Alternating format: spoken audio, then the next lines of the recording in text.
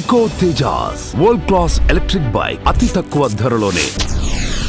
ఇది ఓ real crime thriller story.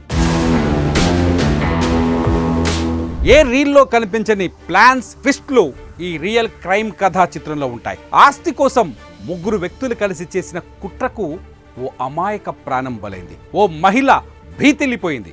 ఆంధ్రప్రదేశ్లో సంచలనం సృష్టించిన పార్సిల్ డెడ్ బాడీ మిస్టరీ వీడింది. దొరకమనుకున్న వారు దొరికి కటకటాల పాలయ్యారు.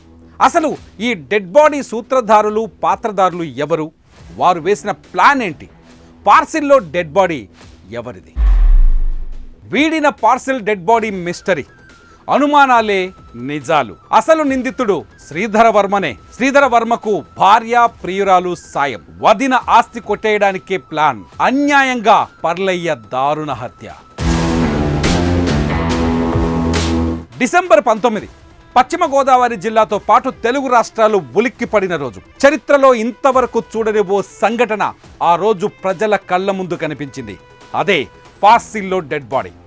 ఉండి మండలం ఎండగండి గ్రామానికి చెందిన తులసి అనే మహిళకు ఓ చెక్క పెట్టెలో మృతదేహంతో పాటు ఓ లేఖ వచ్చింది. ఆ లేఖలో తాను గతంలో ఇచ్చిన 3 లక్షల రూపాయల బాకీని వడ్డీతో సహా 1,30,00,000 రూపాయలు చెల్లించాలని రాసింది. ఈ వ్యవహారం సంచలనంగా మారింది. పార్సిల్లో డెడ్ బాడీ సినిమాల్లో మాత్రమే కనిపించే సీన్. అలాంటిది పచ్చగా ప్రశాంతంగా ఉండే గోదావరి జిల్లాలో కనిపించని ఈ సీన్తో ఒక్కసారిగా గుండెల్లో గుబులు పుట్టించింది. ఆ రోజు నుంచి రోజుకో మలుపు తిరిగిన ఈ కేసును పోలీసులు ఛేదించారు. ఆస్తి గొడవలే ఈ ఘటనకు కారణమని తేల్చారు. ఇక్కడ దారుణమైన విషయం ఏంటంటే డెడ్ బాడీతో వదినను భయపెట్టడానికి పార్సిల్ కోసం ఓ అమాయకుడు బలి కావాల్సి వచ్చింది. మొత్తం ఈ కథలో 5 పాత్రలున్నాయి. వారిలో శ్రీధర్ వర్మ, రేవతి, సుష్మా అలియాస్ విజయలక్ష్మి నిందితులు. ఈ ముగ్గురు కలిసి 4వ పాత్రధారి తులసి అనే మహిళ ఇంటికి పార్సిల్ పంపించారు. ఆ పార్సిల్లో డెడ్ బాడీ పర్లయ్యది. డెడ్ బాడీ పంపించడానికి కారణం పర్లయ్యనే హత్యకు ఎంపిక చేయడం. అందుకు నిందితులు వేసిన ప్లాన్స్ వీటి ముందు ఏ సినిమా స్టోరీ కూడా సరిపోదు. పోలీసులు చెప్పిన ఒక్కో విషయం ఒళ్ళు గగురు పొడిచేలా చేస్తుంది. మధునూరి గంగరాజుకు 2 కుమార్తెలు కాగా పెద్ద కుమార్తె తులసి, రెండో కుమార్తె రేవతి. తులసికి నిడదవోలుకు చెందిన వ్యక్తితో వివాహమైంది. కొన్ని కారణాలతో భర్త వదిలేయడంతో కుమార్తెను పోషించుకోవడం కోసం తల్లిదండ్రుల దగ్గరకు వచ్చేసింది. 2016లో సోదరి రేవతి శ్రీధర్ వర్మను ప్రేమ వివాహం చేసుకుంది. వారి వివాహం తర్వాత ఇంట్లో గొడవలు రావడంతో తులసి అక్కడి నుంచి వచ్చేసి వేరుగా ఉంటోంది. రంగరాజుకు 2 ఎకరాల 40 సెంట్ల పొలం ఉంది. 2 కుమార్తెలకు అరెకరం చొప్పున రాశారు.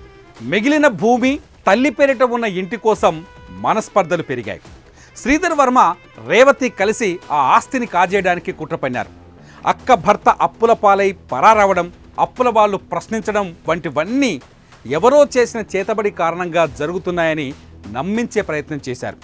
అప్పులిచ్చిన వారు శవాన్ని కూడా పంపుతారంటూ భయపెట్టారు. గత ప్రభుత్వ హయాంలో తులసికి పక్కా ఇల్లు మంజూరైంది. అది నిర్మాణ దశలో ఉంది. అప్పుడే శ్రీధర్ వర్మ మదిలో కుట్రకు తెరలేచింది. ఓ వ్యూహం రచించాడు. జూలైలో ప్లాన్ వేశాడు. డిసెంబర్లో అమలు చేశాడు. తులసి ఇంటి నిర్మాణానికి ఓ సేవా సమితి పంపినట్లుగా శ్రీధర్ వర్మ తన ప్రియురాలు సుష్మ సహాయంతో సెప్టెంబర్లో 2 సార్లు ఇంటి నిర్మాణ సామాగ్రి పంపించారు. అలాగే ఈ నెల 19న విద్యుత్ పరికరాలు పంపుతున్నట్లు మహిళ చరవానికి సమాచారం అందించారు.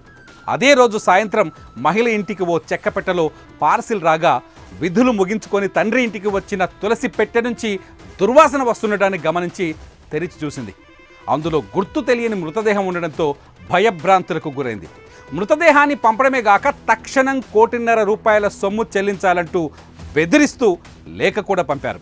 అప్పుడు అక్కడే ఉన్న శ్రీధర్ వర్మ ఈ డబ్బు మొత్తం చెల్లిద్దామని, లేకపోతే కేసులో ఇరుక్కుంటామని ఇంట్లో వారందరినీ భయపెట్టాడు. సొమ్ము తానే సర్దుబాటు చేయడంతో పాటు మృతదేహాన్ని సైతం ఎవరికీ తెలియకుండా మాయం చేస్తానన్నాడు. అందరూ భయపడిపోయి తన దారికి వస్తారని శ్రీధర్ వర్మ భావిస్తే తులసి పోలీసులను ఆశ్రయించడంతో కథ అడ్డు తిరిగింది. అప్పటి వరకు సాయం చేస్తానంటూ బిల్డప్ ఇచ్చిన శ్రీధర్ వర్మ పోలీసుల ఎంట్రీతో కనిపించకుండా పోవడంతో అనుమానాలు వచ్చాయి. ఈ చిన్న క్లూ ఆధారంగా పోలీసులు కేసులో ముందుకెళ్లారు. శ్రీధర్ వర్మను గాలించడంతో పాటు డెడ్ బాడీతో మృతదేహం ఎవరిది అనే కోణాల్లో దర్యాప్తు చేపట్టారు. అలాగే వారి కుటుంబాల్లో గొడవలపై కూడా ఆరా తీశారు. చివరికి 2 రోజుల క్రితం శ్రీధర్ వర్మ ఆయన ప్రియురాలు దొరకడంతో మిస్టరీ వీడింది. అతడిని విచారించగా విస్తిపోయే నిజాలు వెలుగులోకి వచ్చాయి. శ్రీధర్ వర్మకు గతంలో నేర చరిత్ర ఉన్నట్టు తేలింది.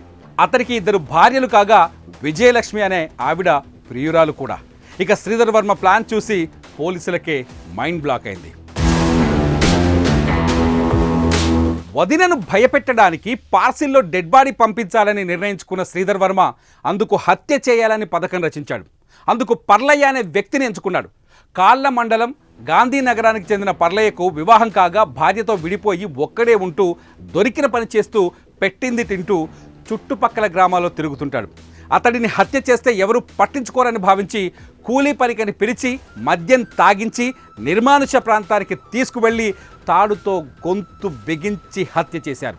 అనంతరం 2 రోజుల మృతదేహాన్ని ఇంట్లోనే ఉంచుకొని పరిస్థితులు తమకు అనుకూలంగా మారిన తర్వాత పార్సిల్లో మార్చి ఎండగండికి పంపారు. ఈ ప్లాన్లో ఆయనకు ప్రియురాలు సుష్మా అలియాస్ విజయలక్ష్మి సాయం అందించింది. విజయవాడకు చెందిన విజయలక్ష్మికి గతంలో 2 పెళ్లిలు కాగా వారి నుంచి విడిపోయిన ఆమె శ్రీధర్ వర్మతో సహజీవనం చేస్తూ ఈ కుట్రలో అతనికి సహకరించింది. ఇద్దరూ కలిసి ఈ నెల 19న శవాన్ని పెట్టెలో పెట్టి ఆటో మాట్లాడి ఎండగండికి పంపారు. 1,30,00,000 రూపాయలు ఇవ్వాలంటూ సుష్మతో బెదిరింపు లేఖ రాయించి అందులో పెట్టారు. ఈ విషయాలన్నీ శ్రీధర్ వర్మ భార్య రేవతికి ఫోన్ చేసి చెప్పాడు. తర్వాత ఏమీ తెలియనట్టుగా అక్కడికి అతను వచ్చాడు. కానీ వీరు వేసిన ప్లాన్ను తులసి పోలీసులకు సమాచారం ఇవ్వడంతో మొత్తం గుట్టు రట్టయింది. ఇదిగో పోలీసుల వెనుక చేతులు కట్టుకొని నిల్చున్నారు చూడండి, ఈ ముగ్గురు ఆ నిందితులే. ఈ రోజు నుంచి వారికి చిప్పకూడే గతి. వారు తప్పు చేశారు కాబట్టి శిక్ష అనుభవిస్తున్నారు. కానీ ఏ తప్పు చేయని పర్లయ్య హత్య అందరినీ ఇప్పుడు బాధ పెడుతోంది. అన్యాయంగా ఓ ప్రాణాన్ని తీయడం ఎంతవరకు కరెక్ట్? ఆస్తి కోసం ఇంతటి నీచానికి దిగజారిన శ్రీధర్ వర్మను ఆయన భార్య ప్రియురాలికి ఎలాంటి శిక్ష వేయాలి? మీరే కామెంట్ చేయండి.